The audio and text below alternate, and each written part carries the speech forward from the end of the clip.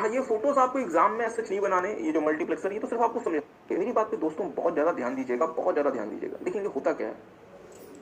अब आपकी पूरी अटेंशन मुझे चाहिए। I need your 100% attention. मुझे पता है कि आप मेरी बात को ध्यान से सुन रहे हैं, बट फिर भी मैं आपको, आई नीड योर 100% अटेंशन। मेरी बात पे ध्यान दीजिएगा। अब एक सीए सर के ऑफिस की कल्पना कीजिए। यहाँ पे लेट्स से दो कंप्यूटर्स हैं। इन दो कंप्यूटर्स को आपस में आपने कनेक्ट कर दिया ताकि दोनों कंप्यूटर्स का जो डेटा है एक दूसरे से ट्रांसफर हो जाए। मतलब कंप्यूटर वन कंप्यूटर टू को डेटा सेंड कर दिया, फिर रिसीव कर दे। तो फिर से मैं बोलता हूँ। अब क्या आप मेरी बात सुन रहे हैं? तो वीडियो वाले बच्चे भी आपकी वजह से डिस्टर्ब होते हैं। अब वीडियो वाले बच्चे भी ध्यान दीजिएगा, बहुत स्टार्टिंग से। एक सीए ऑफिस की कल्पना कीजिए, इमेजिन कीजिए, खुद से सोचिए कि आप ही का ऑफिस, आप सीए बन गया और आपने ऑफिस खोला हुआ है। दो कंप्यूटर्स हैं लेट्स से फिलहाल, एक आपका कंप्यूटर, एक आपके आर्टिकल का कंप्यूटर, और ये दोनों कंप्यूटर्स अपना काम कर रहे हैं। तो मुझे बताएं, क्या मुझे इन दोनों कंप्यूटर्स को आपस में कनेक्ट करने की रिक्वायरमेंट हो सकती है? हाँ सर, बिल्कुल हो सकती है, क्योंकि सारा काम तो आपका आर्टिकल करेगा, आप तो बेसिकली ओवरव्यू का काम करेंगे। तो आपने क्या किया, आपने अपने कंप्यूटर को अपने आर्टिकल के कंप्यूटर से कनेक्ट कर दिया। मेरी बात ध्यान दीजिएगा, कहानी तो यहाँ से शुरू होगी। अब आपके कंप्यूटर को, CA computer, article one computer, ये कंप्यूटर आर्टिकल वन का। आपके कंप्यूटर में कोई फाइल है, इस फाइल को आपको आर्टिकल के कंप्यूटर में भेजना है। आप इजीली उस वाले नेटवर्क की मदद से, इस वाले टेलीकम्युनिकेशन मीडिया की मदद से इस वाले फाइल को आर्टिकल वन के कंप्यूटर में ट्रांसफर कर सकते हैं विदाउट एनी इशू। परेशानी कब आएगी? परेशानी कब आएगी?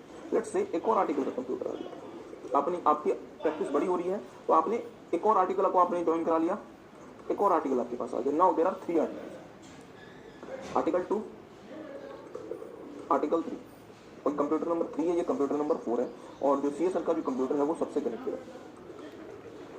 अब मुझे बताएं परेशानी क्या है। आपको एक फाइल भेजनी है, बट वो फाइल आपको सिर्फ आर्टिकल वन के कंप्यूटर में भेजनी है। तो अगर सिर्फ एक कंप्यूटर आपके डिवाइस से कनेक्टेड होता तब तो कोई परेशानी नहीं थी, बट यहाँ परेशानी क्या हुई कि यहाँ पे मल्टीपल डिवाइसेस से आपका कंप्यूटर कनेक्टेड है। अब परेशानी ये बनती है कि अब मैं कैसे किसी और डिवाइस में वो डेटा भेज सकता हूँ। तो यहाँ पे परेशानी आई थी। तो इस परेशानी को दूर करने के लिए और इन कंप्यूटर्स को आपस में कनेक्ट करने के लिए एक डिवाइस इन्वेंट हुआ था जिसका नाम था हब। ध्यान दीजिएगा, जिसका नाम क्या था? हब। हब का मतलब, हिंदी में हब का मतलब होता है अड्डा, स्पेस। ठीक बात है, जहाँ पे बहुत सारे लोग आपस में जमा होते हैं, एक दूसरे के साथ चीजों को एक्सचेंज करते हैं, शेयर करते हैं। हब में बहुत सारे पोर्ट्स लगाए हैं। पोर्ट्स का मतलब होता है जैसे कि मेरी बात ध्यान दीजिएगा, आपके फोन में जो 3.5 mm का जो जैक होता है, जिसमें आप ईयरफोन इंसर्ट कर सकते हैं, ये एक पोर्ट होता है। मतलब जहां पे आप कुछ इंसर्ट कर सकते हैं, डेट इज अ पोर्ट। तो हब में बहुत सारे पोर्ट्स थे। अब क्या होगा, जितने भी कंप्यूटर्स हैं वो एक एक पोर्ट से यहाँ पे कनेक्ट हो जाएंगे। इसको ड्रॉ नहीं करना, मैं आपको फोटो बनवाऊंगा। जितने भी कंप्यूटर्स हैं एक एक पोर्ट से आपस में कनेक्ट हो जाएंगे। और लेट्स से कंप्यूटर 1 है, दिस इज 2, दिस इज 3 और दिस इज 4। अब कंप्यूटर 1 को लेट्स से कंप्यूटर 4 से कम्युनिकेट करना, तो कंप्यूटर 1 क्या करेगा, जो भी डेटा कंप्यूटर 1 को भेजना है, आई होप कि आप मेरी बात को सुन रहे हैं, अदरवाइज बहुत परेशानी हो जाएगी। कंप्यूटर 1 को जो भी डेटा भेजना है, कंप्यूटर 1 वो डेटा भेजेगा, बट किसके पास वो डेटा जाएगा दोस्तों? वो डेटा जाएगा सर पोर्ट के पास। वो डेटा किसके पास जाएगा? पोर्ट के पास। पर ध्यान दीजिएगा मेरी बात पे, पोर्ट के पास वो डेटा चला गया, बट पोर्ट को ये समझ नहीं है कि कंप्यूटर 4 कौन सा।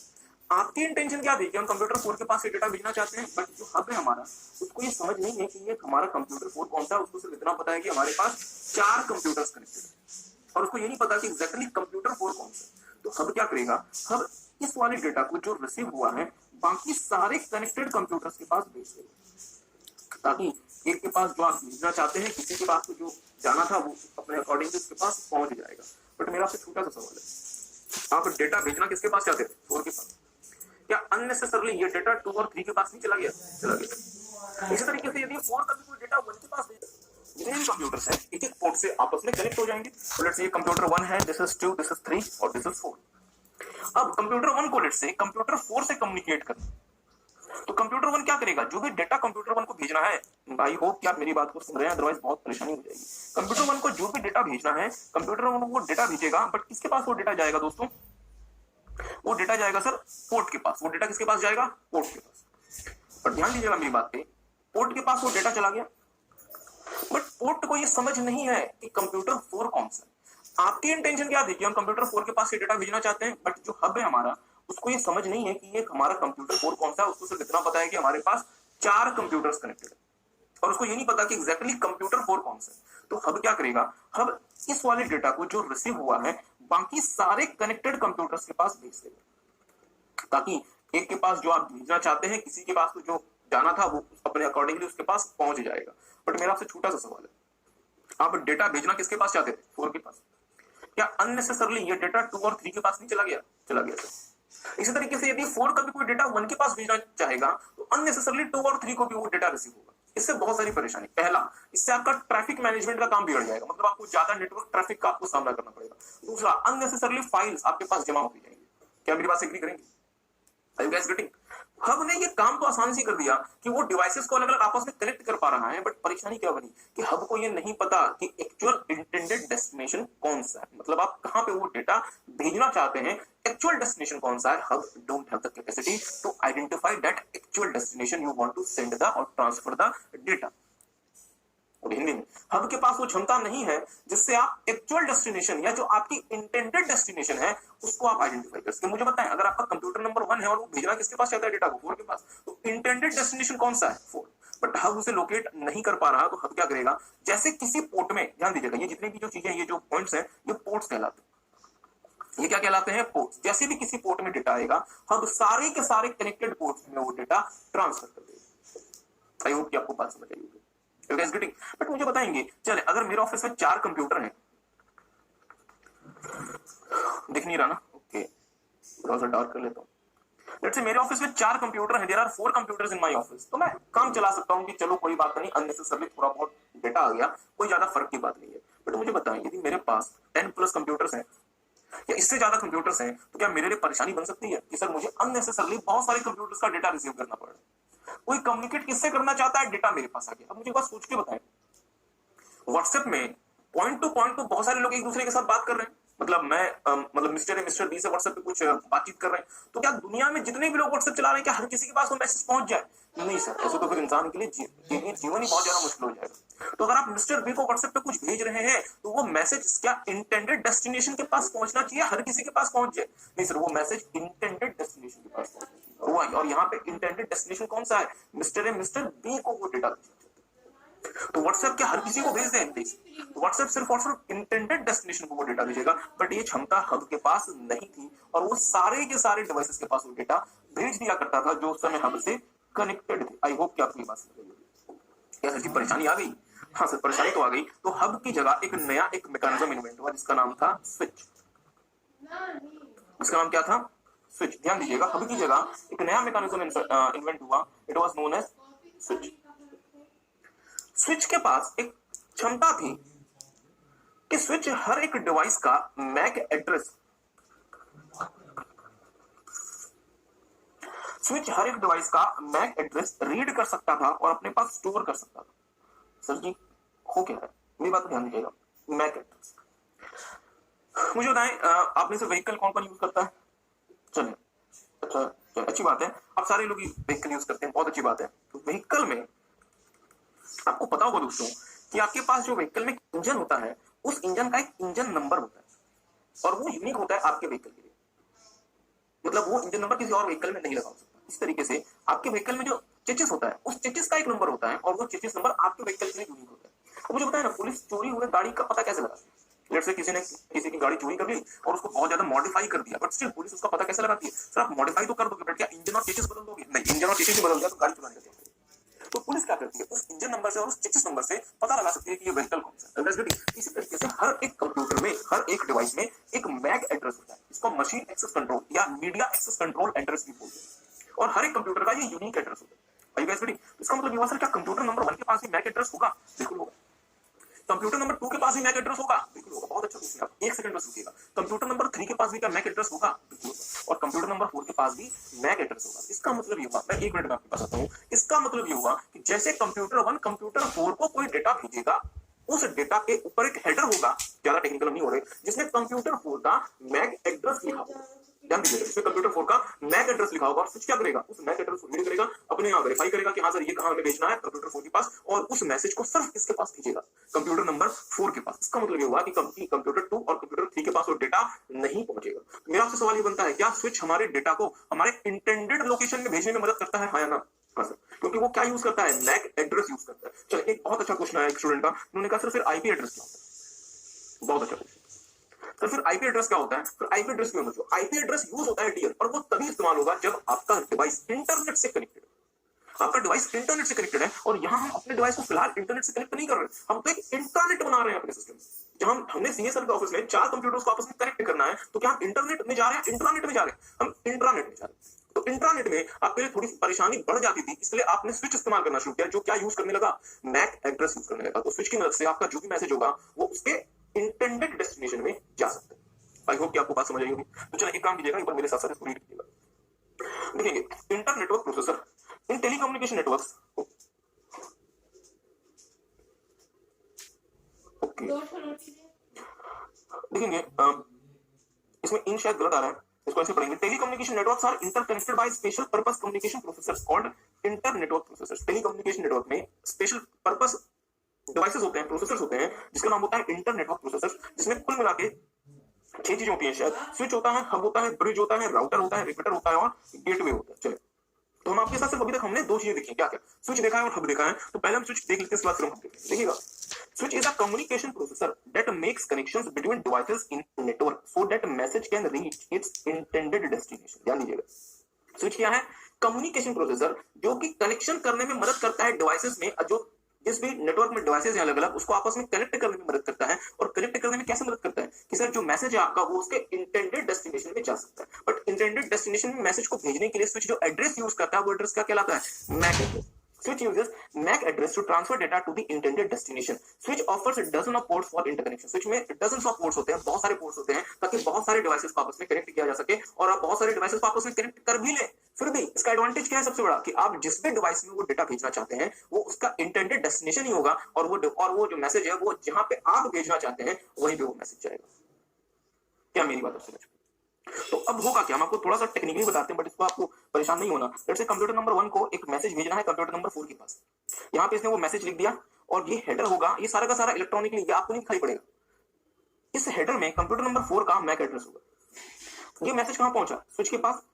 स्विच ने इसका हेडर पढ़ा और देखा कि ये मैक एड्रेस किसका है, कंप्यूटर नंबर 4 के पास, और ये डेटा किसके पास भेज दी, कंप्यूटर नंबर 4 के पास। पर सर कंप्यूटर नंबर 4 के पास जो फाइल ओपन होगी ना, उसमें हेडर वेडर कुछ नहीं होगा, उसमें सिर्फ और सिर्फ वो डेटा होगा जो कि कंप्यूटर नंबर 1 ने भेजा है। क्योंकि ये जो हेडर है मैक एड्रेस, ये कंप्यूटर नंबर 4 के लिए नहीं है इस्तेमाल करने के लिए, ये किसके इस्तेमाल करने के लिए, स्विच के इस्तेमाल करने के लिए। ये बात किसी को समझ है? ओके, धीरे धीरे आपको अपने दोस्त को जो कि कंप्यूटर नंबर 4 पे बैठा हुआ है, कोई प्रोजेक्ट फाइल या कोई आपको कोई डेटा ट्रांसफर करना है, आपने वो डेटा बना दिया और आपने स्विच के पास भेज दिया। उस डेटा में कंप्यूटर नंबर 4 का मैक एड्रेस उसके ऊपर ऐसा हेडर आया है, स्विच के पास वो डेटा पहुंचेगा, उसके ऊपर में देख लिया वो मैक एड्रेस कौन सा है, इसको पता चला कि सर ये कंप्यूटर नंबर 4 का है, और वो इस वाले मैसेज को लेकर कहां पहुंचेगा, कंप्यूटर नंबर 4 के पास पहुंचेगा। बट कंप्यूटर नंबर 4 में आपके जो दोस्त के पास जो मैसेज आएगा उसके पढ़ने के लिए, उसमें वो हेडर अब विजिबल नहीं होगा, क्योंकि हेडर ऑलरेडी सिर्फ और सिर्फ किसके पर्पस के लिए था, स्विच के पर्पस के लिए था, और स्विच ने वो हेडर इस्तेमाल करके उस डेटा को उसके इंटेंडेड डेस्टिनेशन में ट्रांसफर कर दिया। आई होप कि आपको बात समझ आई होगी। एक बार फिर से पढ़ ले, चलिए एक बार फिर से देख लें। देखिएगा,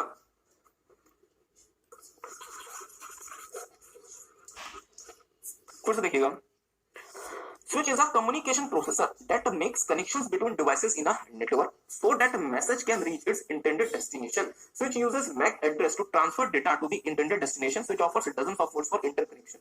देखिएगा, हब भी ये सब कुछ करता है, बट हब में एक तो पोर्ट्स कम होते हैं, और दूसरा मैसेज उसके इंटेंडेड डेस्टिनेशन में नहीं पहुंचता, बल्कि हब में जितने भी डिवाइसेस कनेक्टेड हैं, हब वो सारे के सारे डिवाइसेस में आपका मैसेज ट्रांसफर कर देते हैं। तो ये आपके लिए परेशानी का सबब बन सकता है यदि आपके पास बहुत सारे कंप्यूटर्स हैं। बट जैसे आपके पास 4, 5, 6 कंप्यूटर्स हैं और आप इसको यदि बियर कर सकते हैं, तो लोग जनरली हब का इस्तेमाल करते हैं। रीजन क्या है, हब बहुत सस्ता है कंप्यूटर से स्विच। ठीक है, देखिएगा, hub is a port switching communication processor.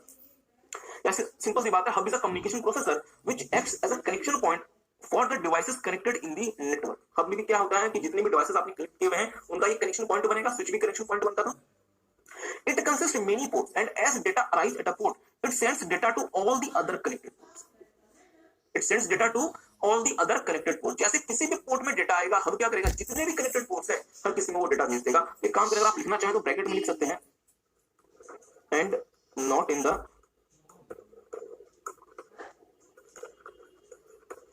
intended.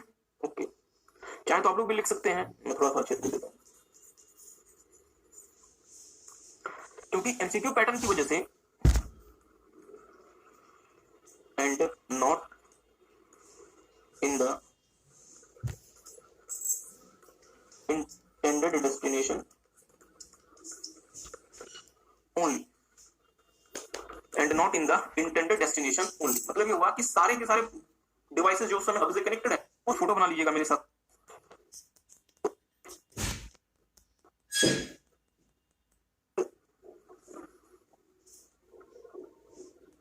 ध्यान दीजिएगा दोस्तों, बहुत ध्यान से मेरी बात को सुनिएगा। ऐसे तो खैर आप इन चीजों से आपकी जान पहचान ऑलरेडी हो चुकी है, बट मेरी बात को थोड़ा सा ध्यान दीजिएगा।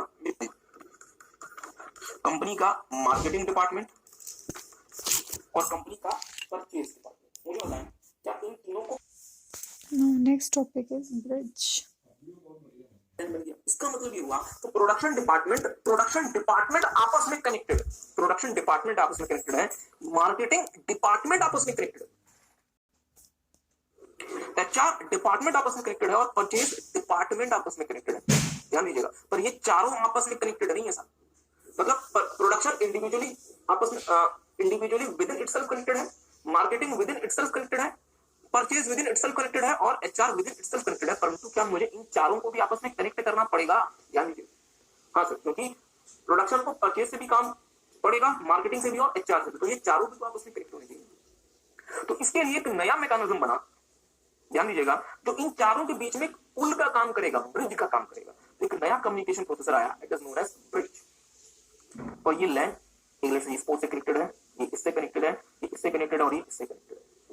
अब ब्रिज की मदद से ये सारे लैंस आपस में कनेक्ट हो गए और ब्रिज क्या करेगा, सारे के सारे लैंस को आपस में कनेक्ट करेगा ताकि एक लैन से डेटा दूसरे लैन में ट्रांसफर हो सके। क्या किसी को बात समझ आ रही है? तो सर जी बात मैं आपको छोटी सी बात और बताना चाहता हूँ, मेरी बात थोड़ा सा ध्यान दीजिएगा, देखिएगा दोस्तों, बहुत ध्यान से मेरी बात सुनिएगा, बहुत ध्यान से देखेंगे। आप बस मुझे अपनी अटेंशन दीजिए, मैं आपको अच्छे नंबर की गारंटी देता हूँ। बस आपकी अटेंशन मुझे चाहिए, आप मुझे अटेंशन दीजिए, मैं आपको मार्क्स दिलवाने की गारंटी देता हूँ। बट बहुत ध्यान से मेरी बातों को सुनेंगे और ये सब कुछ बहुत आसान, और हो सकता है आपको लगे कि सर यार क्या मतलब इससे अच्छा तो देखिए ना जीएसटी में कितनी अच्छी अच्छी बातें हैं, CGST, SGST, IGST, intrastate, interstate etcetera. Sir जब एक सीए को टैक्स पता होना चाहिए, उतनी ही ज्यादा महत्वपूर्ण है कि एक सीए को आईटी की नॉलेज होनी चाहिए, क्योंकि आज के समय दोस्तों पूरी दुनिया आईटी इनेबल्ड है। और आपको पता भी है कि जीएसटी भी आईटी बेस्ड है, जीएसटी मैनुअली नहीं है। जीएसटी का जो भारत में टैक्स का जो मैकेनिज्म है जीएसटी में, वो आईटी बेस्ड है और सरकार ने पूरा का पूरा जीएसटी आईटी बेस्ड बनाया हुआ है। अब तो हमारे इनकम टैक्स में भी ई असेसमेंट आने में आ रहा है, जहां पे फेस टू फेस जो असेसमेंट नहीं होगी, वो सारे के सारे इलेक्ट्रॉनिक बेसिस पे असेसमेंट होगी। The entire world is moving towards information technology. और अगर देश का सबसे बड़ा प्रोफेशनल चार्टर्ड अकाउंटेंट आईटी के बारे में नहीं जानेगा तो मुझे बताइए क्या चिराग तले अंधेरा वाली बात नहीं हो जाएगी? बिल्कुल सही बात है। बच्चा कह रहा था चिराग तले अंधेरा क्या होता है, मतलब ये क्या बहुत अजीब सी टेस्ट कंट्री और even one of the most competent professionals of the world, ये सही नहीं है और उस पार्टी के बारे में नहीं पता। बड़ी अजीब सी कॉन्ट्राडिक्शन हो जाएगी। और इस कम्युनिकेशन मीडिया को हम यूजुअली दो पार्ट्स में डिवाइड करते हैं, वायर्ड और वायरलेस। आपने देखा कि कम्युनिकेशन मीडिया और इस कम्युनिकेशन मीडिया को हम यूजुअली दो पार्ट्स में डिवाइड करते हैं, वायर्ड और वायरलेस। मुझे बताएंगे यदि मुझे छोटे एरिया में कंप्यूटर्स को आपस में कनेक्ट करना है, डिवाइसेस को आपस में कनेक्ट करना है, तो मैं नॉर्मली क्या कम्युनिकेशन सैटेलाइट का इस्तेमाल करूं कि मैं सैटेलाइट से उनको जोड़ूं? क्या मैं नॉर्मली मैं टावर्स लगा के उसमें एंटीनास लगा के उनको जोड़ूं? या सर सबसे कॉमन क्या है कि तारे बिछा के आपस में जोड़ूं? क्योंकि छोटा एरिया है, तारे बिछाओ, सबसे सस्ता भी पड़ेगा। बताएंगे क्या? तो मैं नॉर्मली क्या करता हूँ, मैं वायर्ड मोड यूज करता हूँ। तो मैं एक बात कंक्लूड कर सकता हूँ कि लैन जब हम क्रिएट करते हैं वो जनरली कैसा होता है, वायर्ड मोड में होता है।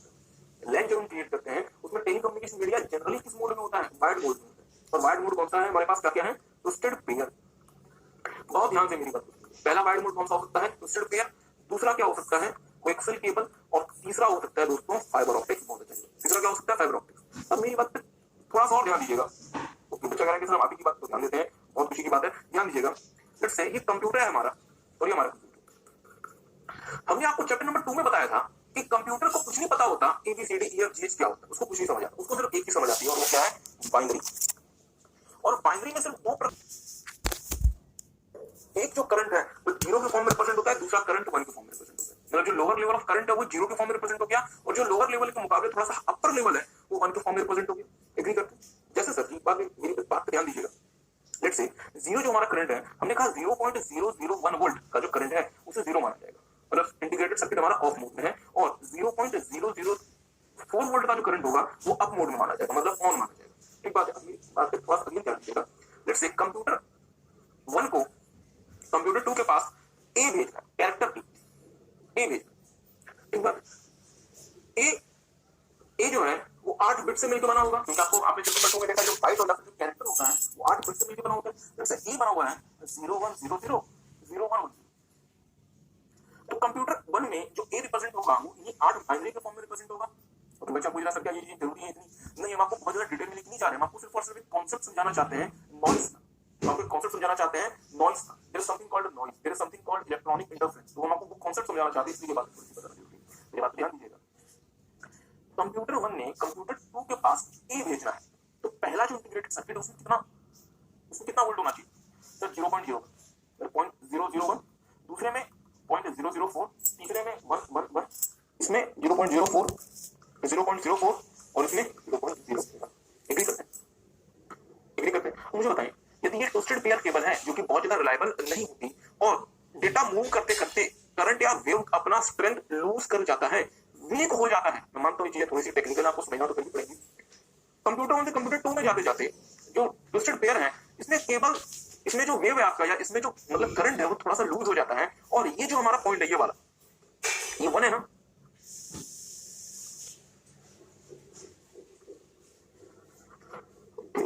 हाँ ये जो हमारा जो पॉइंट है 1, इसके लिए करंट कितना होना चाहिए था? 0.04, बट सर कंप्यूटर नंबर 2 के पास पहुंचते पहुंचते ये बहुत हद तक रिड्यूस हो गया और ये बच गया 0.001। 0.001। तो मुझे बताएंगे कंप्यूटर नंबर 2 जो है ये इस 1 को 1 पड़ेगा या 0 पड़ेगा? चलिए बट ऑब्वियसली बात है 0 पड़ेगा। तो मुझे बताएं आपने बिट भेजने कौन से थे? 01000110, बट पहुंचे क्या? 01000100। मुझे बताएं आपने भेजना था ए बट ये पहुंच गया कुछ और। तो क्या जो आप भेजना चाहते थे क्या इसके अलावा कुछ पहुंच गया? हाँ सर पहुंच गया। इसका रीजन क्या था कि हमारा जो सिग्नल है दोस्तों वो वीक हो गया। जितने लंबे डिस्टेंस में आप डेटा ट्रांसफर करेंगे उतनी ज्यादा प्रोबेबिलिटी है कि आपका जो सिग्नल है वो वीक हो जाएगा, और अगर आप ट्विस्टेड पेयर यूज करते हैं तो इसकी संभावना बहुत ज्यादा बढ़ जाया करती है। आई होप कि आपको बात समझ आ रही होगी। तो मुझे बताएंगे अगर मेरे पास ब्रिज है जो कि अलग अलग लेंस को आपस में कनेक्ट करता है, लेंस में जो डेटा जा रहा है, अब प्रोडक्शन डिपार्टमेंट के लेंस के डेटा को आपको परचेज के पास भेजना है, तो अगर जितना बड़ा लेंथ का केबल रहेगा सिग्नल उतना ज्यादा वीक होता जाएगा। तो क्या परचेज डिपार्टमेंट जो भेजना चाहता है क्या एक्जैक्टली वही प्रोडक्शन के पास पहुंचेगा? नहीं सर, वो सिग्नल वीक होने की वजह से उसका मतलब चेंज हो सकता है, एरर आ सकता है। इसलिए लेंथ क्या करता है, इसलिए सॉरी ब्रिज क्या करता है, ब्रिज है ना, ब्रिज क्या करता है, जैसे वो किसी भी डिपार्टमेंट से डेटा उठाता है, किसी भी लेंस से डेटा उठाता है, वो उसको बूस्ट करता है, मैग्नीफाई करता है, ताकि जो सिग्नल्स वीक हो रहे हैं वो सिग्नल्स दोबारा से अपने स्ट्रेंथ में आ जाए, और इसको मैग्नीफाई करने के बाद वो ट्रांसफर करता है ताकि किसी भी तरीके का सिग्नल लॉस ना हो। आई होप कि आपको बात समझ, क्या किसी को बात समझे? ओके, तो मेरे साथ साथ एक काम करेंगे, पहले एक बार रीड करेंगे, देखेंगे। Bridge is a communication processor that connects numerous local area network, जो बहुत सारे लैंस को आपस में कनेक्ट करता है। मेरी बात पर ध्यान दीजिएगा, स्विच और हब लैन को कनेक्ट नहीं करते थे, वो डिवाइसेस को कनेक्ट करते थे जो लैन में मौजूद है, बट ब्रिज लैंस को कनेक्ट करना ब्रिज ने शुरू कर दिया। आई होप कि आप ये टेंशन भी मेरे साथ। Okay, it magnifies the data, magnifies का मतलब होता है बूस्ट करना, transmission signals while passing data from one LAN to another, जैसे एक लैन से दूसरे लैन में डेटा को भेज रहा है, ब्रिज क्या करेगा, तो उस डेटा को बूस्ट करेगा, मैग्नीफाई करेगा, ताकि किसी भी तरीके का डेटा लॉस ना करो। अगर डेटा लॉस अगर हो गया और आपके सिग्नल्स वीक हो गए तो क्या होगा, आप जो डेटा भेजना चाहते थे उसका मतलब कुछ और निकलेगा एट द रिसीवर्स एंड। क्या मेरी बात किसी को समझ? ओके, आगे देखिएगा, bridge offers few 2 to 16 ports for interconnection, bridge is generally costly. मुझे बताएंगे, आपने तीन चीजें देखी, आपने देखा हब, आपने देखा स्विच और आपने देखा ब्रिज। मुझे बताएं सबसे ज्यादा एक्सपेंसिव आपके हिसाब से क्या होगा? हब होता होगा, ब्रिज होता होगा, स्विच होता होगा? सबसे ज्यादा एक्सपेंसिव, बहुत अच्छा जवाब आ रहा है, ब्रिज। सबसे ज्यादा एक्सपेंसिव क्या है? ब्रिज। और सबसे कम एक्सपेंसिव क्या होगा? हब। बिल्कुल सही बात। बट क्या ब्रिज क्या हर एक कंपनी यूज करती होगी? सोच के बताएं। क्या सीए से जनरली ब्रिज यूज करते होंगे? नहीं, एक सीए का जो ऑफिस है, जो नॉर्मल ऑफिस है, वो जनरली ब्रिज यूज नहीं करता। हाँ, यदि बहुत बड़ा ऑफिस आपका बन गया, आपने बहुत मेहनत की, आपने बहुत तरक्की की और आपका ऑफिस बहुत बड़ा बन गया, और आपने हर एक डिपार्टमेंट के लिए अलग से आपने एक मैकेनिज्म बना लिया, जैसे जीएसटी का काम जो है वो कोई और डिपार्टमेंट देखेगा, इनकम टैक्स का काम कोई और डिपार्टमेंट देखेगा, स्टेट ऑडिट का काम कोई दूसरा डिपार्टमेंट देखेगा, और आपने हर एक डिपार्टमेंट के लिए सेपरेट लाइन बना लिया, तो फिर आपको ब्रिज लगा के सबको आपस में कनेक्ट करना पड़ेगा। आई होप कि आपको बात समझ आ रही है। Are you guys getting? Okay, तो एक काम करेंगे, ठीक बात है, मैं आपको इसको एक बार फिर से एक्सप्लेन करूंगा, बट आप एक बार एक छोटी सी वीडियो बना लें ब्रिज में ताकि आपको समझ आए।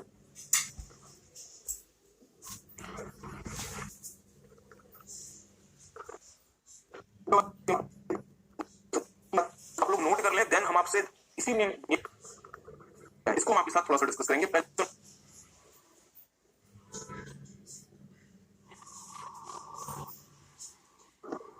बहुत अच्छी बात है। हाँ, अब आपने क्वेश्चन पूछा तो सिर्फ इंट्रानेट क्या होता है, अब इसको नोट नहीं करेगा। हम आपको बता रहे हैं इंट्रानेट क्या होता है। मुझे बताएंगे क्या प्रोडक्शन डिपार्टमेंट की कंपनी का हिस्सा है? सर बताओ, दूसरी बात मार्केटिंग, एचआर, ये सारी कंपनी के हिस्से हैं। आपने इनमें अलग अलग लाइन लगा दिया। अब मुझे बताएं, यदि ये मैं तीनों को आपस में कनेक्ट कर देता हूँ with the help of bridge, मैंने तीनों को आपस में कनेक्ट कर दिया, तो जब मैं तीनों को आपस में कनेक्ट कर देता हूँ, इससे जो नेटवर्क बना वो क्या कहलाएगा? इंटरनेट। वो क्या कहलाएगा? इंटरनेट। उसे हम क्या नाम देंगे? इंट्रानेट, क्योंकि सर प्रोडक्शन, मार्केटिंग, एचआर सारी कंपनी के हिस्से हैं। जब आप इन तीनों को आपस में कनेक्ट कर देंगे, इसका मतलब क्या हुआ कि आपने एक ऐसा नेटवर्क तैयार कर लिया जिसका एक्सेस आपके प्रोडक्शन, मार्केटिंग और एचआर वाले लोगों के पास ही है। बाहर का कोई व्यक्ति इसे एक्सेस नहीं कर सकता। ना तो ये गूगल में लिस्ट होगा, मतलब जब आप गूगल में जब आप जाकर सर्च करेंगे गूगल में, ना तो ये लिस्ट होगा, ना इसे आप बाहर के किसी को ब्राउजर से एक्सेस कर सकते हैं। अगर आप एक्सेस लेट से कर भी नहीं किसी तरीके से, तो आप इसको यूज नहीं कर सकते, क्योंकि आपके पास आपसे लॉगिन आईडी पासवर्ड एक्सेट्रा पूछा जाएगा, जो आपके पास नहीं होगा। आई होप कि आपको बात समझ आएगी। और इन तीनों को मिला के मेरा क्या बन गया? इंट्रानेट। बट सच्ची यदि मैंने इसका एक्सेस अपने सप्लायर्स को, अपने बिजनेस पार्टनर्स को भी दे दिया, तो मैं इसे किसमें कन्वर्ट कर लूंगा? बहुत अच्छा जवाब है, एक्स्ट्रानेट में। I will convert it into extranet. Still excellent answer. चलिए, तो फिर इसको आप लोगों ने नोट कर लिया।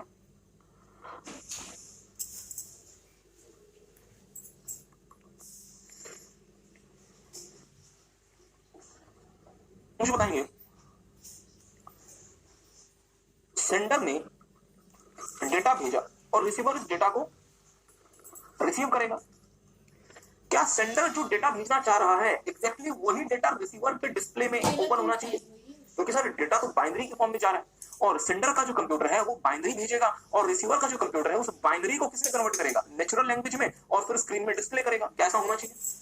बट मुझे बताएंगे, यदि सेंडर का कंप्यूटर किसी और तरीके से बाइनरी को डील करता है और रिसीवर का कंप्यूटर किसी और तरीके से बाइनरी को डील करता है, तो क्या ये परेशानी का कारण निकल जाएगा? जैसे for example, let's say sender का जो कंप्यूटर है ये एचपी ब्रांड का, और रिसीवर का जो कंप्यूटर है ये लेट्स से एप्पल ब्रांड का।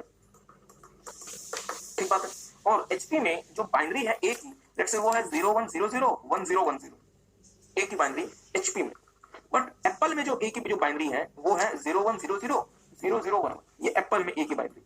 तो मुझे बताएं, यदि एचपी का कंप्यूटर ए भेजेगा तो किस फॉर्म में भेजेगा? 01001010, और ये जो 8 बिट एप्पल के कंप्यूटर में रिसीव होगा। अब 8 बिट का ये मतलब दिखेगा, तो यहाँ पे तो इसका मतलब ए तो बिल्कुल नहीं आएगा, क्योंकि ए का मतलब कब आएगा? 01000011। अब लेट्स से यहाँ पे इस और एप्पल के कंप्यूटर में ही 01001010 का मीनिंग था सी। तो मुझे बताएं, 8 बिट को वो मिलाएगा और उसको क्या पता चलेगा कि 8 बिट हमारे कंप्यूटर में क्या है? सी है, और वो क्या डिस्प्ले करेगा? सी। मतलब आपने भेजा ए और डिस्प्ले हो गया सी। आई होप कि आपको बात समझ आई होगी। तो हम क्या चाहते हैं कि ऐसे हालात ना हो और चीजों में स्टैंडर्डाइजेशन हो, और कुछ रूल्स हों जो कि सारे के सारे लोगों को कंप्यूटर सिस्टम में फॉलो करना पड़ेगा, और उन रूल्स को हम टेक्निकली कह दिया करते हैं प्रोटोकॉल्स। इन रूल्स को हम क्या कह दिया करते हैं दोस्तों? प्रोटोकॉल्स। आई होप कि आपको बात समझ आई होगी। इन रूल्स को हम क्या कह दिया करते हैं? प्रोटोकॉल्स। जिन प्रोटोकॉल्स के बेसिस पे हम काम किया करते हैं। अब मेरी बात पे थोड़ा सा और ध्यान दीजिएगा। लेट्स से आपके सीए सर ने अपने ऑफिस के सारे कंप्यूटर्स को आपस में कनेक्ट कर लिया, और उन्होंने लैन की मदद से अपने सारे के सारे सिस्टम को आपस में कनेक्ट कर लिया, और उन्होंने एक तरह से एक इंट्रानेट बना दिया, और यहाँ पे उन्होंने स्विच या हब भी लगाया। मुझे बताएंगे, क्या इन सिर्फ 4 कंप्यूटर से सीएसआर का काम चल जाएगा, या उनको गवर्नमेंट ऑफ इंडिया की वेबसाइट भी एक्सेस करनी पड़ेगी? अगर आईटीआर फाइल करना है तो उनको एमसीए की वेबसाइट भी एक्सेस करनी पड़ेगी, अगर आरओसी का काम करना है तो, और उनको बाकी चीजों की वेबसाइट भी एक्सेस करनी पड़ेगी। इसका मतलब ये हुआ कि अब आपके सीएसआर को इंटरनेट से कनेक्ट करना है। मींस आपकी सीएसआर का जो इंट्रानेट है या जो लैन है वो किससे कनेक्ट होना चाहिए? सर जी, इंटरनेट से कनेक्ट होना चाहिए। वो किससे कनेक्ट होना चाहिए? इंटरनेट से कनेक्ट होना चाहिए। बहुत ध्यान से मेरी बात सुनिएगा। मैं चाहता हूं कि 1 मिनट थोड़ा सा सोचें मैंने अभी तक क्या बोला, क्योंकि यहां से मैं आपके साथ बहुत सारे कॉन्सेप्ट्स निकालने वाला हूं। आपके सीएसआर के पास, मैं फिर से बोल देता हूं, आपके सीएसआर के पास 4 कंप्यूटर, उन्होंने वो सारे के सारे कंप्यूटर्स आपस में कनेक्ट कर दिए विद द हेल्प ऑफ लैन, और एक छोटा सा इंटरनेट बना दिया। बट क्या सिर्फ इस 4 कंप्यूटर से हमारा जीवन चल जाएगा, या हमें सरकारी वेबसाइट के लिए हमें अपने नेटवर्क से बाहर निकल के एक पब्लिक नेटवर्क में जाना पड़ेगा? ध्यान दीजिएगा, ये मेरा क्या है? Private network. ये मेरा क्या है? Private network. हमें अपने नेटवर्क से बाहर निकलना पड़ेगा, और हमें कहां जाना पड़ेगा? Public network.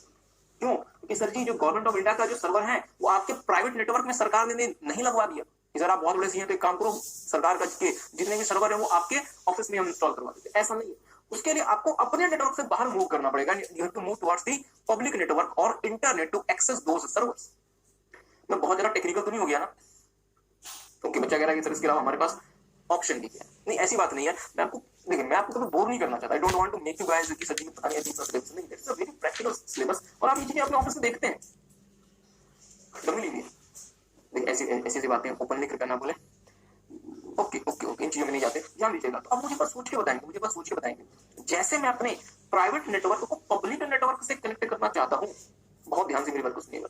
हो सकता है कि मेरे प्राइवेट नेटवर्क में जो सिक्योरिटी प्रोटोकॉल है, जो कम्युनिकेशन प्रोटोकॉल है या कुछ अदर प्रोटोकॉल, वो किसी और तरीके के हो और इंटरनेट में किसी और तरीके के हो सकता है कि मेरे प्राइवेट नेटवर्क के प्रोटोकॉल्स, रूल्स एक्सेट्रा जिसके बेसिस पे मैंने वो प्राइवेट नेटवर्क बनाया है, वो किसी और मेथड्स में बने हों और इंटरनेट में जो प्रोटोकॉल्स वो किसी और मेथड में बने। क्या ऐसा हो सकता है? तो हो सकता है, क्योंकि दुनिया में सिर्फ एक प्रोटोकॉल थोड़ी ना, दुनिया में तो बहुत सारे प्रोटोकॉल्स और रोज नए नए प्रोटोकॉल्स आते जा रहे हैं, रोज पुराने प्रोटोकॉल्स अपग्रेड होते जा रहे हैं। तो हो सकता है कि मैंने पुराने वाला प्रोटोकॉल यूज किया और इंटरनेट नए वाले प्रोटोकॉल पे चल रहा हूं। तो अब क्या मुझे अपने प्राइवेट नेटवर्क को या इंट्रानेट को, जो प्रोटोकॉल ए में काम कर रहा है, मुझे क्या उसको लिंक करना पड़ेगा with the internet which is let's say working on protocol B, और मेरा सिस्टम किसमें काम कर रहा है? ए। तो प्रोटोकॉल ए और प्रोटोकॉल बी के बीच में हमें कोऑर्डिनेशन बनाना पड़ेगा। अगर आप प्रोटोकॉल ए और प्रोटोकॉल बी के बीच में कोऑर्डिनेशन नहीं बनाते तो क्या आपका कम्युनिकेशन कभी भी गूगल के सर्वर के साथ या गवर्नमेंट ऑफ इंडिया के सर्वर के साथ हो पाएगा? नहीं हो पाएगा। और आप जो मैसेज भेजेंगे वो कभी भी आपके intended destination over the internet route नहीं हो पाएगा, पहुंच नहीं पाएगा। तो इसके लिए मैं जो डिवाइस यूज करता हूं दोस्तों, वो कहलाता है राउटर। ध्यान दीजिएगा, वो क्या कहलाता है? राउटर।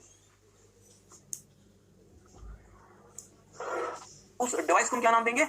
राउटर। जो क्या करेगा, एक प्रकार के प्रोटोकॉल्स को, रूल्स को दूसरे प्रकार के प्रोटोकॉल्स और रूल्स के साथ आपस में इंटरेक्ट करने लायक बनाएगा, ताकि मैसेज को उसके डेस्टिनेशन तक राउट किया जा सके without any issue, without any problem. I hope कि आपको कुछ बातें समझ आ रही हो, क्योंकि आपको पता है दोस्तों, गूगल का सरकार सर्वर भारत में तो नहीं है, कहां पर है? सिंगापुर में।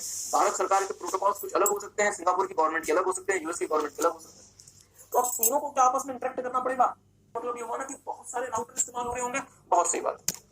ओके, चलिए बच्चे का पूछना है कि सर यदि हम अपने पूरे नेटवर्क को सेम प्रोटोकॉल्स पे बनाएं तो हमें राउटर की रिक्वायरमेंट नहीं होगी। बहुत सही जवाब है आपका। अगर आप अपने पूरे नेटवर्क को सेम प्रोटोकॉल्स पे बना रहे हैं then you are not required to have the routers. Router का आपको नीड कब होता है? जब आप एक प्रकार के प्रोटोकॉल वाले नेटवर्क के अलावा किसी दूसरे प्रकार के नेटवर्क प्रोटोकॉल से अगर आप इंटरेक्ट करना चाहते हैं then you need router, otherwise आपको राउटर नहीं चाहिए। तो मैं ये कहना चाहता हूँ कि यदि सीए सर का काम सिर्फ और सिर्फ अपने ऑफिस की 4 कंप्यूटर से हो जाता है तो इनको राउटर की रिक्वायरमेंट नहीं है। बट ऐसा प्रैक्टिकली पॉसिबल नहीं है, इनको इंटरनेट से कनेक्ट करना पड़ेगा जहां पे अलग अलग प्रोटोकॉल्स यूज हो रहे हैं, इसलिए इनको क्या चाहिएगा अपने ऑफिस में? राउटर चाहिए। आई होप कि किसी को बात समझ आएगी। एक बात है, एक काम करेंगे, टेक सम टाइम और मेरे साथ साथ एक बार इसको रीड करेंगे।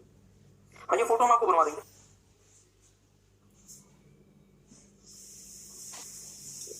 ओके, टेक सम टाइम, इसको रीड करेंगे। Router interconnects networks based on different rules और प्रोटोकॉल्स। मतलब ये हुआ कि अगर अलग अलग नेटवर्क्स जैसे इंटरनेट, इंट्रानेट एक्सेट्रा, अगर अलग अलग रूल्स और प्रोटोकॉल्स के बेसिस पे बनाए गए हैं तो बहुत जरूरी है कि हम इनको आपस में कम्युनिकेशन करने लायक बनाएं। हम दुनिया में ये तो रूल नहीं बना सकते कि आपको हर किसी को यही प्रोटोकॉल फॉलो करना पड़ेगा। हो सकता है अलग अलग जो कंपनीज है, अलग अलग देश अपने अपने प्रोटोकॉल्स अलग अलग बनाए। जैसे भारत में रिजर्व बैंक ऑफ इंडिया ने इंटरनेट बैंकिंग के लिए भी बहुत सारे प्रोटोकॉल्स बनाए गए। तो हम इसको ये तो एनफोर्स नहीं कर सकते कि पूरी दुनिया वही प्रोटोकॉल माने, या अमेरिका ये तो नहीं कह सकता कि सर हमने जो प्रोटोकॉल बनाया हर कोई वो माने। चाहते तो हम सब ये हैं कि पूरी दुनिया में सेम प्रोटोकॉल यूज हो, बट ऐसा प्रैक्टिकली पॉसिबल नहीं है। इसके लिए बहुत जरूरी है कि सर भले आपका जो नेटवर्क है वो अलग अलग प्रोटोकॉल से क्यों ना बनाया गया हो, आप क्या करें? राउटर का इस्तेमाल करें, ताकि आप अपने मैसेज को जहां भी आपको भेजना है, जिस नेटवर्क में आपको भेजना है, आप उसे वहां पे राउट कर सकते हैं, सेंड कर सकते हैं। आई होप कि आपने अपनी बात समझ आई। तो टेक सम टाइम, एक बार इसे पढ़ लें।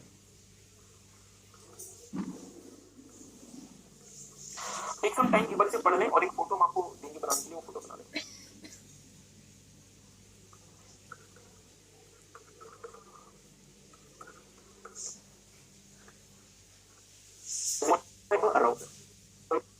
खास बात नहीं है इससे, जहां पर ब्रिज जो है वो बेसिकली आपके इंटरनेट की बात कर रहे हैं। सर जी इंटरनेट में ही हम अभी डील कर रहे हैं। अब हम इंटरनेट से एक कदम आगे जाके इंटरनेट से हम किसके पास जा रहे हैं?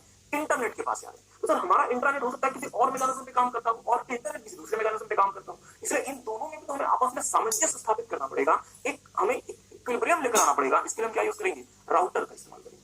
आई होप कि आपकी बात समझ आएगी। और राउटर का इस्तेमाल कौन करेगा? एंड यूजर्स करेंगे, हम जैसे लोग करेंगे। इसलिए जब भी आप इंटरनेट कनेक्शन लेते हैं तो आपको एक राउटर दिया जाता है, जो राउटर प्लस मॉडेम दोनों का ही काम करता है। ओके, मैं इसी चीज को थोड़ा सा एक्सटेंड करता हूं, आप लोगों को अब चीजें नोट नहीं करनी, मैं इसी चीज को थोड़ा सा एक्सटेंड करता हूं। और हम आगे के लिए अपना थोड़ा सा आपके लिए बेस बना लेते हैं। देखिएगा दोस्तों, अब ये चीज आपको नोट नहीं करनी जो मैं लिखा, जो इंटरनेट होता है ये पब्लिक नेटवर्क होता है, मीन्स कोई भी व्यक्ति इसके साथ कनेक्ट हो सकता है। आप किसी कंपनी का डेटा प्लान ले लीजिए और आप इंटरनेट में आप इसमें भी आप शामिल हो जाते हैं। बट ये जो इंट्रानेट होता है this is the private network. ध्यान दीजिएगा, इंट्रानेट में जो भी कम्युनिकेशन मूव कर रहा होता है, जो भी कम्युनिकेशन मूव कर रहा होता है, ये आपके विदिन वाले नेटवर्क में मूव कर रहा होता है। मतलब इस कम्युनिकेशन का एक्सेस थर्ड पार्टी को नहीं होता, क्योंकि थर्ड पार्टी को तो आपने इन्वॉल्व ही नहीं किया इस वाले पूरे के पूरे कम्युनिकेशन के प्रोसेस में। पर सर जी जैसे आप इंटरनेट से कनेक्ट करते हैं, इसका मतलब क्या हुआ, आप अपने प्राइवेट नेटवर्क को छोड़ के पब्लिक नेटवर्क में जा रहे हैं और वहां पे दो बहुत बड़े रिस्क और दो बहुत बड़े खतरे आपको फेस करने पड़ेंगे। सबसे पहला जो खतरा होता है इंटरनेट से जैसे आप अपना सिक्योर नेटवर्क कनेक्ट करेंगे, आपके पास जो मैलिशियस कंटेंट है, मैलिशियस कंटेंट का मतलब हुआ viruses, trojans, spy bombs, ransomware, worms, malware etcetera, ये मैलिशियस कंटेंट आपके प्राइवेट नेटवर्क की तरफ फ्लो करना शुरू कर देंगे।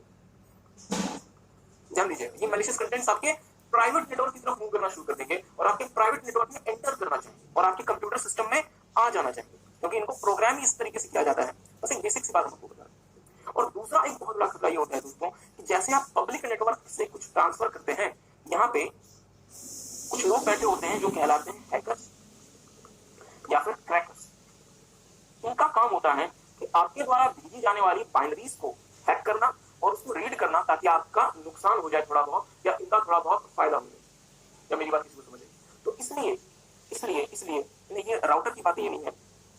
इसलिए जैसे मैं अपने प्राइवेट नेटवर्क को छोड़ के पब्लिक नेटवर्क में जाता हूँ, there are two major threats. पहला थ्रेट ये है कि मैलिशियस कंटेंट मेरे पास आना शुरू हो जाते हैं और दूसरा थ्रेट ये है कि मेरे उस कम्युनिकेशन को हैकर या क्रैकर जैसे लोग रीड कर सकते हैं और मुझे नुकसान पहुंचा सकते हैं। मेरी बात पे ध्यान दीजिएगा, क्योंकि हमें इन दोनों थ्रेट्स को डील करना पड़ेगा। सर बटों पर सी बात है, अगर थ्रेट है तो उसे डील भी करना पड़ेगा। तो इसको मैं आपको बस एक छोटी सी बात बता रहा हूँ कि जो पहला थ्रेट है मैलिशियस कंटेंट वाला, इस थ्रेट को डील करने के लिए हम फायरवॉल इस्तेमाल करते हैं और हम इंट्रूजन डिटेक्शन सिस्टम यूज करते हैं। इसको नोट वोट नहीं करना, आगे आपके साथ इसको बहुत ज्यादा डिटेल में डिस्कस करेंगे। अभी तो सिर्फ हम आपकी जान पहचान करवा रहे हैं। हम क्या यूज करते हैं? फायरवॉल और इंट्रूजन डिटेक्शन सिस्टम, ताकि हमारे अपने नेटवर्क सिस्टम में malicious content, unwanted content, risky content enter ना करे। इस बात है। और फिर दूसरा, जहां पे आपका जो डेटा है उसको हैक कर लिया जाए, इसके लिए हम इंक्रिप्शन यूज करते हैं, इंक्रिप्शन टेक्नोलॉजी यूज करते हैं। अब सर ये इंक्रिप्शन टेक्नोलॉजी क्या होता है? फिलहाल आपको कुछ नहीं समझ आएगा, हम आपके साथ डिटेल में बाद में देखेंगे। अभी तो हम सिर्फ एक छोटी सी आपके साथ जान पहचान कराना चाहते हैं। आई होप कि आपको ये समझ आया होगा कि अगर हम प्राइवेट नेटवर्क से पब्लिक नेटवर्क की तरफ मूव करते हैं तो ये हमारे लिए एक रिस्की काम है। इसलिए अब इसके तो फिर दो ही रास्ते हैं कि सर जी या तो पब्लिक नेटवर्क यूज ही मत करो, प्राइवेट नेटवर्क में रहो जीवन भर, इससे तो काम नहीं चलेगा। एक सीए का, अगर हम एक सीए का एग्जांपल लें तो सीए को सर अपना मेल अकाउंट एक्सेस करना पड़ेगा और मेल अकाउंट एक्सेस करने के लिए उसे क्या यूज करना पड़ेगा? इंटरनेट। उसे गवर्नमेंट ऑफ इंडिया की वेबसाइट एक्सेस करनी पड़ेगी, उसे आरबीआई की वेबसाइट एक्सेस करनी पड़ेगी, सेबी, एमसीए एक्सेट्रा, और ये सारे के सारे को आपको एक्सेस करने के लिए क्या यूज करना पड़ेगा? इंटरनेट। तो ये तो ऑप्शन सर पॉसिबल नहीं है कि मैं इंटरनेट यूज ही ना करूं। तो दूसरा ऑप्शन में क्या करूंगा? मैं इंट्रूजन डिटेक्शन सिस्टम लगाऊंगा, फायरवॉल लगवाऊंगा और मैं इंक्रिप्शन टेक्नोलॉजीज यूज करूंगा ताकि मैं अपने डेटा को जो मैं ट्रांसफर कर रहा हूं वो डेटा मेरा सिक्योर है। आई होप कि आपको बात समझ में। एक बात है, ओके, चलिए फिर हम आगे मूव करते हैं। चलिए आप ज्यादा समय इसमें नहीं लगाते, मेरी बात ध्यान दीजिएगा। अब देखिए यहाँ आइएगा, देखिएगा हमने आपके साथ शुरू किया था टेलीकम्युनिकेशन प्रोसेसर और उसके चार पार्ट्स होते हैं। क्या क्या? मोडेम, एनआईसी, मल्टीप्लेक्सर और इंटरनेटवर्क प्रोसेसर। इंटरनेटवर्क प्रोसेसर में हमने आपके साथ तीन चीजें देखी। क्या क्या? स्विच देख लिया, हब देख लिया, ब्रिज देख लिया, सर राउटर भी देख लिया, मतलब चार चीजें देखी। अब ये मेरी बात ध्यान दीजिएगा, जैसा कि आपने देखा था दोस्तों, डेटा को हमें दिल्ली से सिंगापुर भेजना, थाउजेंड्स ऑफ किलोमीटर, और डेटा बेसिकली क्या होता है? वेवलेंथ होती है, करंट की वेव्स होते हैं। अगर आप इतने दूर तक अगर आप करंट के लेंस अगर आप भेजते हैं ओशन के अंदर इतने ठंडे पानी में, तो क्या ओशन का जो ठंडा पानी है वो क्या आपके करंट के वेव्स को क्या वीक नहीं करता जाएगा, रिड्यूस नहीं करता जाएगा? हाँ सर। आगे ओशन का बर्फ से जमा पानी और उसमें नीचे में वायर्स जा रही है और उस वायर में आपके इलेक्ट्रॉनिक करंट्स मूव कर रहे हैं, तो क्या आपके इलेक्ट्रॉनिक करंट की जो कैपेसिटी है वो वीक नहीं होती जाएगी? और जैसे वो वीक होगी तो आपकी बाइनरी डिस्टॉर्ट नहीं हो जाएगी। बिल्कुल सही बात। और अगर बाइनरी डिस्टॉर्ट हो गई तो क्या भेजा आपने कुछ पहुंच गया कुछ, इसका मतलब ही कुछ और निकल जाएगा। इसलिए समझदार लोगों ने कहा कि हम क्या करेंगे, हम रिपीटर का इस्तेमाल करेंगे। रिपीटर क्या करेगा? रिपीटर जो डेटा मूव हो रहा है उस डेटा को बूस्ट करता जाएगा और इसलिए जब भी अंडर सी केबल बिछाई जाती है, फाइबर ऑप्टिक्स केबल बिछाई जाती है, हर 2 किलोमीटर 4 किलोमीटर में इसके साथ एक रिपीटर लगाया जाता है जो इस वाले सेक्शन से आने वाले डेटा को दूसरे सेक्शन में भेजने से पहले बूस्ट करेगा, एम्पलीफाई करेगा, ताकि सिग्नल आपका वीक ना हो। क्या मेरी बात किसी को समझ में? तो सर इसका मतलब तो ये हो गया ना कि लेट्स से अगर आपने 1000 किलोमीटर लंबी फाइबर ऑप्टिक्स केबल बिछा दी तो आपको साथ में 2-3 रिपीटर भी लगाने पड़ सकते हैं। बिल्कुल सही बात है। आपने हर 2 किलोमीटर 3 किलोमीटर में साथ में एक रिपीटर भी लगा दिया और रिपीटर भी आपका अंडर सी केबल के साथ साथ मतलब पोर्शन के फ्लोर में जाता जाएगा, ताकि जैसे आपका डेटा एक सेक्शन से आ रहा है दूसरे सेक्शन में जाएगा, रिपीटर उसे बूस्ट करेगा, एम्पलीफाई करेगा, ताकि वो सिग्नल वीक ना हो। क्या मेरी बात समझ? देखिए मैं थोड़ा सा रीड कर लीजिएगा। Repeater boost the signal before passing to the next section in the network. तो रिपीटर क्या करता है, जैसे आपका डेटा आ रहा है उसको दूसरे सेक्शन में भेजने से पहले बूस्ट कर देता है। तो इसके लिए क्या फोटो बनवाएं आपको? चलिए बना लें, एक फिगर बना लें। Let's say this is India,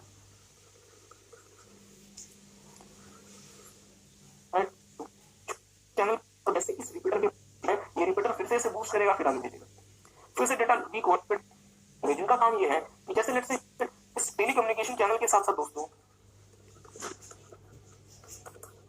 repeaters लगे होंगे जिनका काम ये है कि जैसे लेट्स से यूएसए से डेटा जा रहा है और डेटा जैसे इस रिपीटर के पास पहुंच गया, ये रिपीटर क्या करेगा, इस डेटा को बूस्ट करेगा और फिर आगे भेजेगा, ताकि यहां से यहां पहुंचते जैसे डेटा आपका फिर से लूज हो रहा है, वीक हो रहा है, ये रिपीटर फिर से बूस्ट करेगा, फिर आगे भेजेगा। फिर से डेटा वीक हो रहा है, ये repeater then again boosted, again boosted, again boosted. In this way आप थाउजेंड्स ऑफ किलोमीटर तक डेटा भेज सकते हैं और डेटा अपनी स्ट्रेंथ को लूज नहीं करेगा, सिग्नल्स अपनी स्ट्रेंथ को लूज नहीं करेगा, और जो डेटा आप भेजना चाहते थे एक्जेक्टली वही डेटा वहां पे रिसीव होगा। आई होप कि आपको बात समझ आई। तो टेक सम टाइम, एक बार से पढ़ लें। Repeater boost the signal before passing to the next section in the network. और ये आपके क्या बन गए, सेक्शन बन गए। आपने इस वाले पूरे के पूरे टेलीकम्युनिकेशन नेटवर्क को अलग अलग सेक्शन में डिवाइड कर दिया, हर एक सेक्शन में आपने एक रिपीटर लगा दिया। जैसे आपका डेटा स्टार्ट से भेजा जाएगा, पहला रिपीटर, फिर दूसरा रिपीटर, फिर तीसरा repeater, accordingly it will move. Okay, ध्यान दीजिएगा।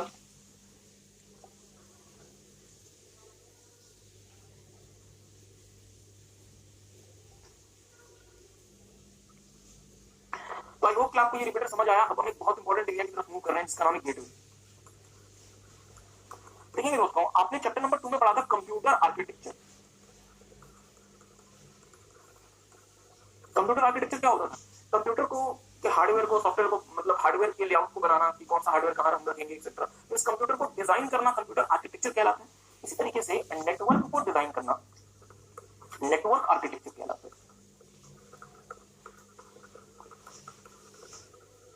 नेटवर्क को डिजाइन करना नेटवर्क आर्किटेक्चर कहलाता है कि हमें जो नेटवर्क बनाना है तो हम कंप्यूटर्स को किस प्लेस में रखेंगे, हम सर्वर्स को, राउटर को, हब को, स्विच को एक्सेट्रा हम कहां कहां रखेंगे और आपस में कैसे कनेक्ट करेंगे। इसे आप क्या नाम देंगे, नेटवर्क आर्किटेक्चर। इसे हम क्या नाम देते हैं, नेटवर्क आर्किटेक्चर। ध्यान दीजिएगा, ध्यान दीजिएगा, बहुत ध्यान से मेरी बात सुनिएगा।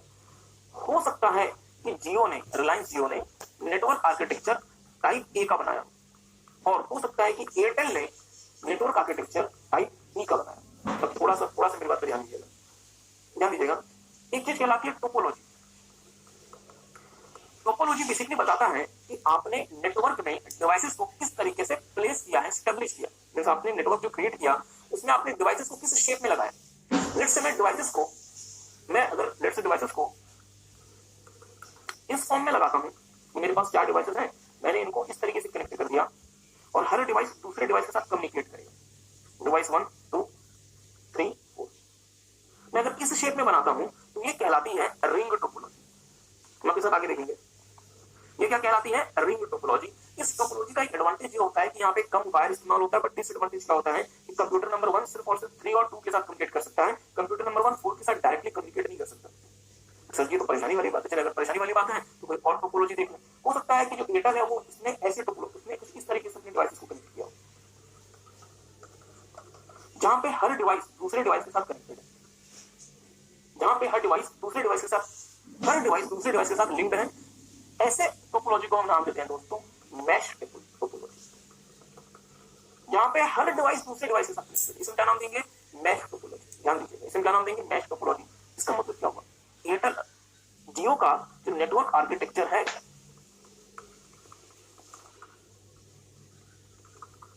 वो रिंग टोपोलॉजी पे बेस्ड है। वो कैसा है, रिंग टोपोलॉजी पे बेस्ड है। हम डिटेल में देखेंगे रिंग टोपोलॉजी क्या होती है। और एयरटेल का जो नेटवर्क आर्किटेक्चर है वो मैश टोपोलॉजी पे बेस्ड है। तो मुझे बताइए क्या रिंग टोपोलॉजी को मैश टोपोलॉजी के साथ कम्युनिकेट करना पड़ेगा?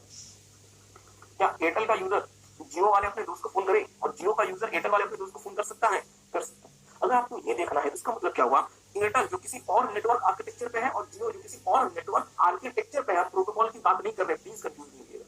हम अब यहाँ पे किसकी बात कर रहे हैं, आर्किटेक्चर की।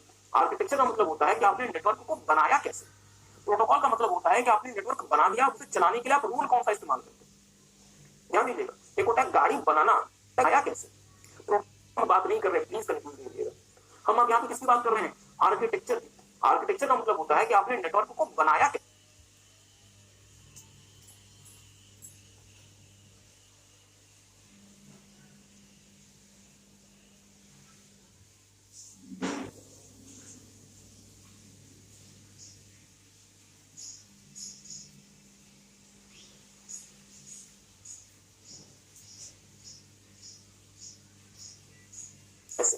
प्रोटोकॉल का मतलब होता है कि आपने नेटवर्क बना दिया, उसे चलाने के लिए आप रूल कौन सा इस्तेमाल करते हैं। ध्यान दीजिएगा, एक होता है गाड़ी बनाना, दूसरा होता है गाड़ी चलाना, मींस व्हीकल को ड्राइव करना।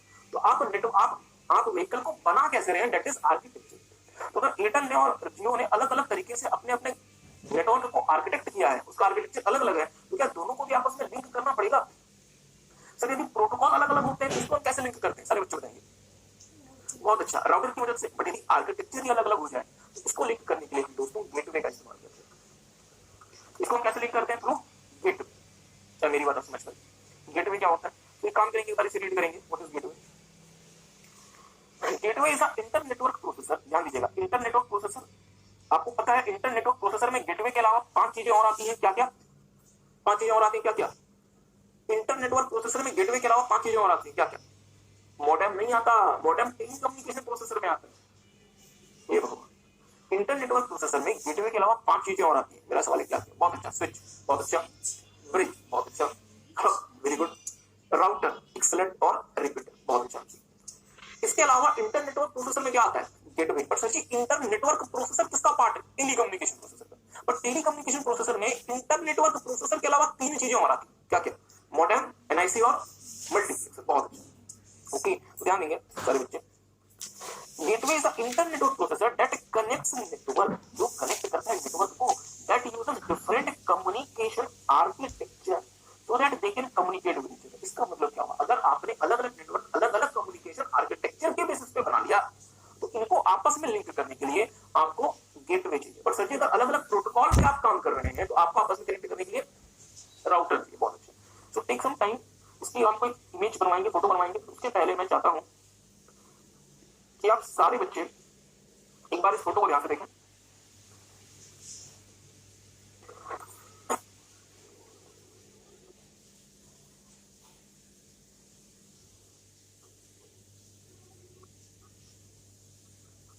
प्रोटोकॉल में जो चीजें बनी है उसको आपस में कनेक्ट करता है।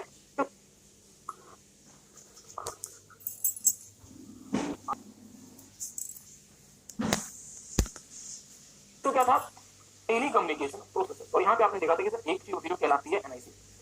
एनआईसी का काम होता है किसी भी डिवाइस को नेटवर्क से कनेक्ट करना, अनेबल करना कि वो नेटवर्क से कनेक्ट हो जाए और उसके पास एडिशनल मेमोरी होती है ताकि इनकमिंग और आउटगोइंग डेटा पैकेट को बफर करके नेटवर्क फ्लो को स्मूथ किया जा सके। Then we have seen modem, जो मॉड्यूलेशन डीमॉड्यूलेशन का काम करता है ताकि रिटर्न डेटा को एनालॉग मीडिया में ट्रांसफर किया जा सके और एनालॉग मीडिया से जो और मतलब एनालॉग टेलीकम्युनिकेशन मीडिया में ट्रांसफर किया जा सकता है और टेलीकम्युनिकेशन मीडिया से जो एनालॉग डेटा आ रहा है उसको कंप्यूटर के लिए हम डिजिटल में ट्रांसफर कर सकते हैं। Then we have seen multiplexer, जो कि अलग अलग टर्मिनल से आने वाले डेटा को आपस में मर्ज करके सिंगल कम्युनिकेशन चैनल में लेकर जाने लायक बनाता है। Then we have seen telecommunication processor में इंटर नेटवर्क प्रोसेसर, और ये सबसे इंपॉर्टेंट है तो बहुत ज्यादा ध्यान दीजिएगा। इंटर नेटवर्क प्रोसेसर 6 प्रकार के हैं दोस्तों। अपने इसमें देखा था हब। हब क्या है, कम्युनिकेशन प्रोसेसर जिसमें बहुत सारे पोर्ट्स होते हैं और अलग अलग डिवाइसेस इन पोर्ट्स में आपस में कनेक्ट होते हैं। इसलिए क्या है, एक तरीके का कनेक्शन पॉइंट है जो कि अलग अलग डिवाइसेस को नेटवर्क में आपस में कनेक्ट करता है। और जैसे डेटा किसी भी पोर्ट में आएगा ये सारे के सारे पोर्ट्स में डेटा को ट्रांसफर कर देगा और सिर्फ इंटरनेट लोकेशन में नहीं, उनके अलावा भी सब में ट्रांसफर कर देगा। हब का एडवांस वर्जन क्या था, स्विच क्या करता है, मैक एड्रेस यूज करता है और अपने डेटा को इंटेंडेड लोकेशन में ट्रांसफर करता है। तो मुझे बताएं डिफरेंस किसमें बनता है एग्जाम में, हब में और स्विच में। एक डिफरेंस बनता है, बट इंश्योर में क्वेश्चन क्या पूछा, स्विच में और ब्रिज में डिफरेंस बताओ।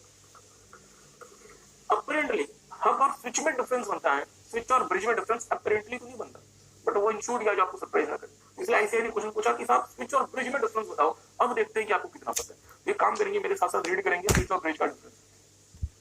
ध्यान दीजिएगा, switch is a communication processor that makes connection between devices in a network so that message can reach to its intended destination। Switch क्या करता है, डिवाइसेस को कनेक्ट करता है, वैसे कि ब्रिज क्या करता था, लैन को कनेक्ट करता था, बहुत सारे लैंस को आपस में कनेक्ट कर देते हैं। आई होप कि आपको समझ आया। दूसरा, switch can not use to interconnect two or more local area.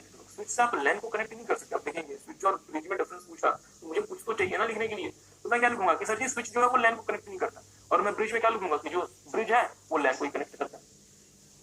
एक बात। तीसरा, switch offers dozens of ports, बहुत सारे पोर्ट्स रहते हैं स्विच में, बट लैन में 2 से लेकर ब्रिज में 2 से लेकर 16 पोर्ट ही होते हैं, क्योंकि लैंस को आपस में जोड़ना इतना आसान नहीं होता। तो ब्रिज में 2 से लेकर 16 पोर्ट तक होते हैं, मतलब आप 16 लैन तक आपस में कनेक्ट कर सकते हैं, बट आप हंड्रेड्स ऑफ कंप्यूटर्स को स्विच की मदद से कनेक्ट कर सकते हैं। ठीक। और चौथा, switch is generally cheaper than bridge and bridge is generally costlier compared to switch. तो आई होप कि आपको ये डिफरेंस समझ आया होगा, और वो डिफरेंस उसी बच्चे को समझ आ सकता है जिसने थोड़ा सा चीजों को समझा है। अगर आप रट्टा लगाने में यकीन करते हैं तो बहुत मुश्किल होने वाली है आपके लिए। तो प्लीज अभी भी समय है, मेरे साथ साथ चीजों को समझिए और टेक सम टाइम एक बार फिर रीड कर लें। हाँ, अब बहुत देर तक कुछ नई बातें आपको नहीं पढ़नी, आपको सारी की सारी बातें आपको ऐसे पता है क्योंकि हमने जान पहचान ऑलरेडी आपकी कराई हुई है। ओके।